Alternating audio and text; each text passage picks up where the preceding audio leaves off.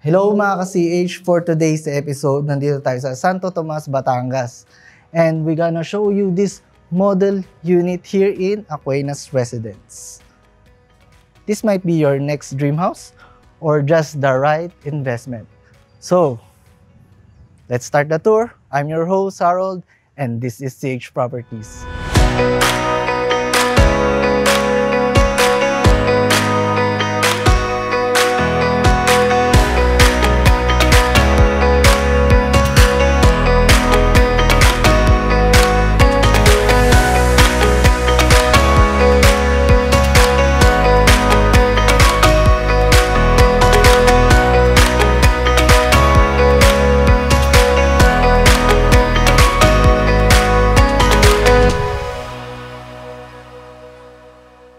So this unit has 44 square meter lot area, 51 square meter floor area with 2 toilet and bath, 2 bedroom, and 1 carport.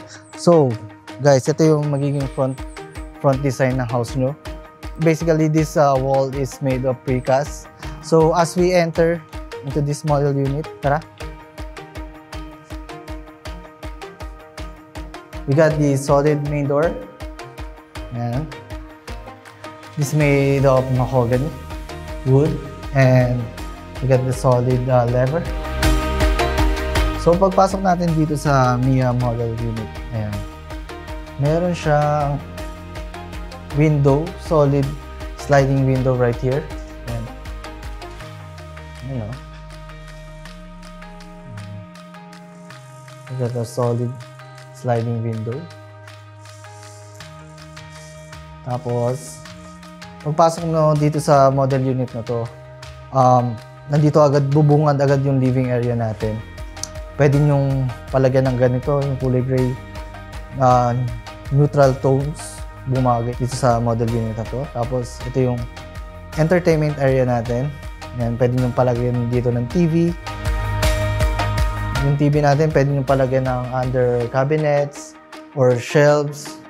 Dito, dinesign nila like this, tapos may shelves din siya dito. Ayan.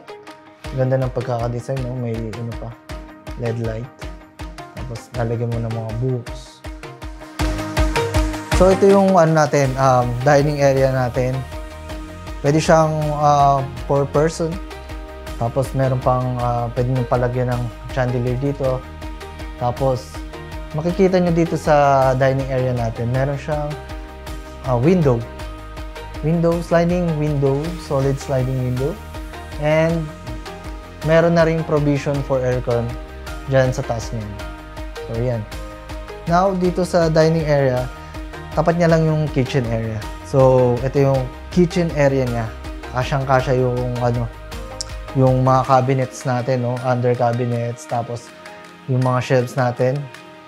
Meron pang may electric cooktop kung ipapagawa nyo yung ganitong design sa Mia model na bibili nyo. Pwede nyo pagawa ng ganito. Tapos may sink na rin siya here. Ayan, kasyang-kasya yung rep natin. Tapos dito sa ground floor, meron tayong 1 toilet and bath. So this is the toilet and bath. We got the bowl, the sink, and the shower set. And pwede nyo rin i-design like this, under cabinets. So ito yung natin, toilet and bath. Ngayon, this Mia model unit, meron siyang tinatawag na dirty kitchen. Space for laundry. Ayan. Ito yun, no? Space for laundry area. Meron ng naka-reading siya, sink. Ayan. Now, bago tayo pumunta ng second floor, tingnan natin yung stair. Nakita yung stair na yan. Itong stair natin is precast din. And yung model unit na to, ayan, min-maximize niyo yung space. Pwede nyo lagyan dito ng cabinet dito sa ilalim ng stairs or shelves, design nyo like this. So yun, so ito na yung ground floor. Tara, punta tayo dito sa second floor. Punta tayo sa second floor. So this is your stair. Ayan, made of precast yan. So, matibay yan. So, sa second floor natin, meron tayong 2 bedrooms and 1 toilet and bath. Tara. Sa second floor natin, meron tayong 2 bedroom and 1 toilet and bath. So, unahin natin yung master bedroom. Tara. This master bedroom, meron ding door made of mahogany. And sa master bedroom natin, merong 2 window. 2 window para yung natural light tuwing umaga. Tapos, pwede rin pagawan nyo ng ganito, ng entertainment area nyo. Tapos, ito yung workstation. Tapos, itong model unit na to, yung roofing system niya is precast din. Kaya, yung soundproof niya, sobrang solid. May 1 bed tayo, right here.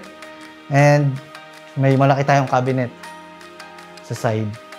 Ayan. So, ayun. Ganda lang natin master bedroom. Punta tayo sa next bedroom. So, this is your second bedroom. And may 1 bed siya. Pwede nyo i-design like this. May mga frame na rin. And, nagulat nga rin ako dito. May workstation pa rin siya. Yan, no? O study area for kids. Tapos may provision na rin for aircon and cabinets. Punta tayo sa toilet and bath. So, this second floor may toilet and bath din siya. And may window and shower set. We got a bowl and the sink and provision for towel. Pwedeng i-design like this. So guys, ayun. So, ito na yung Mia model unit. Tapos na tayo sa house tour. Tapos na yung second floor and ground floor. Tara, baba tayo ulit. If you want this property, just contact CH Property, which you can find on the description below. Or message me on my number right here.